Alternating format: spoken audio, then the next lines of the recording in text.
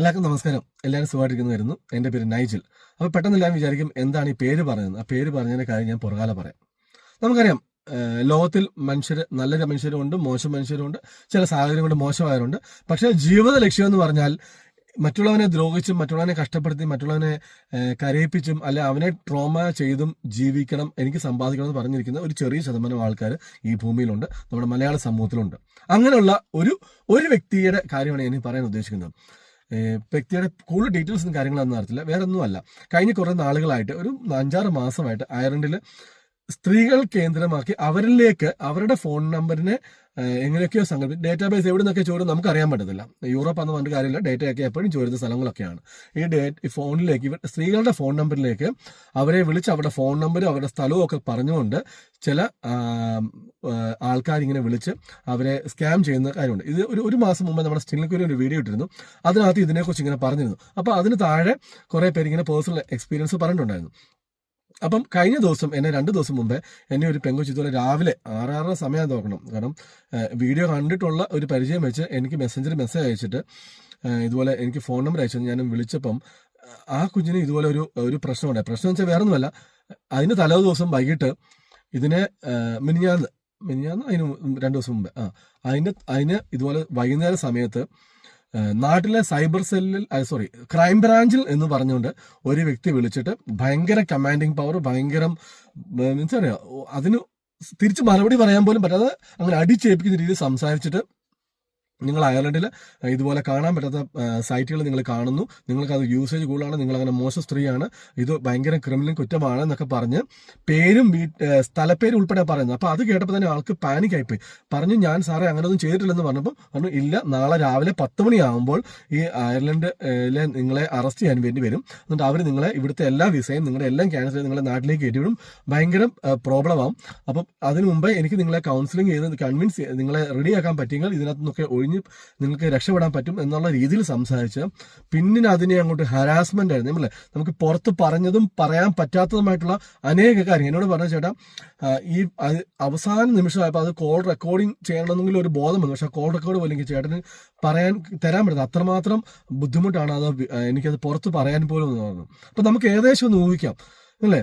ഇതൊക്കെ ചെയ്തിട്ട് അവസാനം വരുന്ന കോൾ എന്ന് പറഞ്ഞാൽ പ്രൈവറ്റ് നമ്പർ എന്നാണ്. പ്രൈവറ്റ് നമ്പർ എന്നാൽ ഫോണിലേക്കാണ് വരുന്നത്, വാട്സാപ്പിലല്ല, പ്രൈവറ്റ് നമ്പറിൽ നിന്ന് പറഞ്ഞ കോളിലേക്കാണ്. അപ്പൊ നേരത്തെ പറഞ്ഞ ആൾക്കാർ ഇതുപോലെ പറഞ്ഞു പ്രൈവറ്റ് കോൾ എന്ന് പറഞ്ഞാൽ ഞാൻ പറഞ്ഞ സിനിൽ കുര്യന്റെ വീഡിയോ കണ്ട കമന്റിലുള്ള ആൾക്കാരെ കോൺടാക്ട് ചെയ്യുമ്പോൾ അവരും പറഞ്ഞത് പ്രൈവറ്റ് നമ്പർ എന്ന് പറഞ്ഞാണ് വരുന്നതെന്ന് പറഞ്ഞു. പക്ഷെ ചില സമയങ്ങളിൽ നമ്പർ കാണാറുമുണ്ട്. അപ്പം ഞാൻ നമ്പർ നോക്കുമ്പോൾ ഈ പല നമ്പറുകളും ഒന്നിലെ ബെൽജിയൻ നമ്പർ, അല്ലെങ്കിൽ മാൾട്ട നമ്പർ, പിന്നെ അല്ലെങ്കിൽ ജർമ്മനി നമ്പർ. അപ്പം കഴിഞ്ഞ ദിവസം വന്ന കൊച്ചിന് ആദ്യം പ്രൈവറ്റ് നമ്പർ പറഞ്ഞു, അതിനുശേഷം ഇത് ട്രോമ സഹിക്കാൻ വയ്യാതെ അവസാനം പറഞ്ഞു, ഞാൻ സാറേ എന്നെ ഇങ്ങനെ പ്രഷർ ചെയ്ത് ഞാൻ ആത്മഹത്യ ചെയ്യുമെന്ന് പറഞ്ഞു. അപ്പോൾ ആത്മഹത്യ പറഞ്ഞു, നീ ആത്മഹത്യ എന്ന് പറഞ്ഞതിന്റെ പേര് നിനക്ക് വേറൊരു കേസും വരുമെന്ന് പറഞ്ഞു. അത്രമാത്രം ഹരാസ്മെന്റ് ചെയ്തു. നമ്മളെ ഹരാസ്മെന്റ് എന്ന് പറഞ്ഞാൽ റിയലി മീൻ ഇറ്റ് എന്താണെന്നുള്ളത് കാര്യം അത്രമാത്രം. അതിനുശേഷം അത് ഫോൺ ഓഫ് ചെയ്തു. ഓഫ്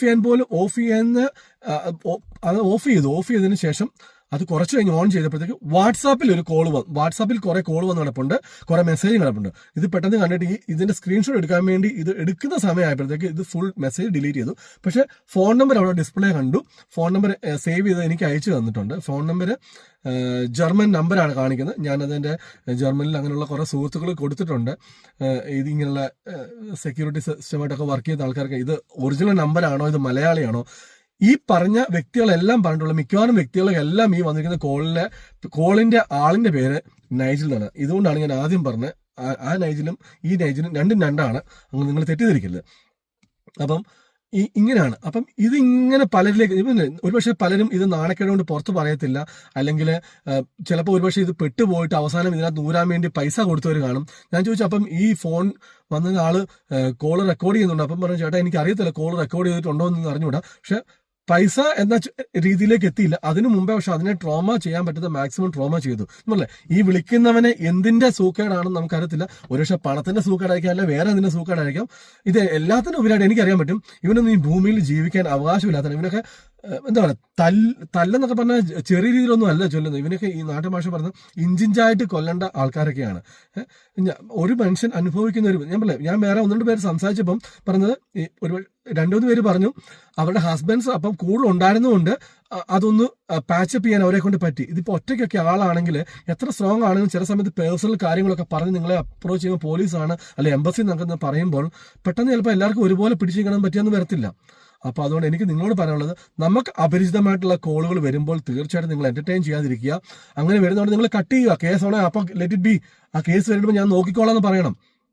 ഒരു കാരണവശാലും അതിന് ഫോളോ ചെയ്യാനോ അല്ല അതിന് എന്റർടൈൻ ചെയ്യാനോ അല്ലെ ബൈ മിസ്റ്റേക്ക് നിങ്ങൾ എടുത്ത് പ്രൈവറ്റ് നമ്പർ എന്നൊക്കെ പറഞ്ഞാൽ നിങ്ങൾ എടുക്കുക നിൽക്കുക പോലും വേണ്ട. ഈ പ്രൈവറ്റ് ഒക്കെ നമുക്ക് എവിടെ നിന്നാണ് വരുന്നത് നിൽക്കുന്നത്. അപ്പൊ അങ്ങനെ നിൽക്കേണ്ട.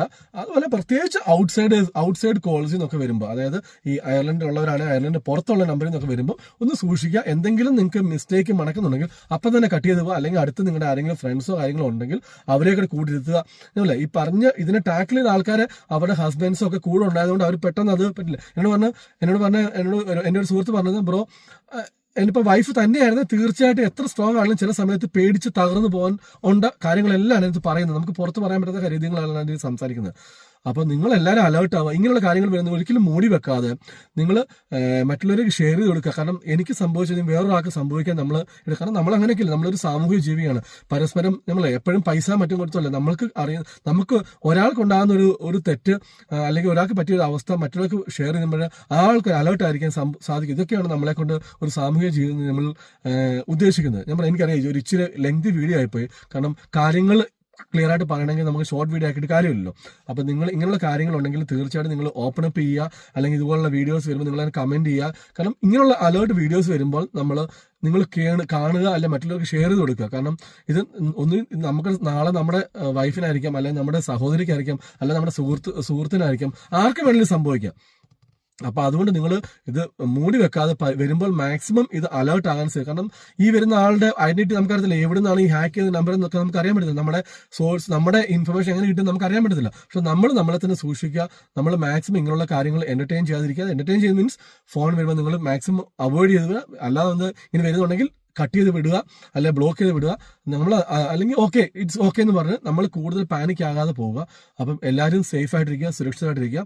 അപ്പം എല്ലാവർക്കും നന്മ വരട്ടെ. അപ്പം വീണ്ടും കാണാം. Thank you so much.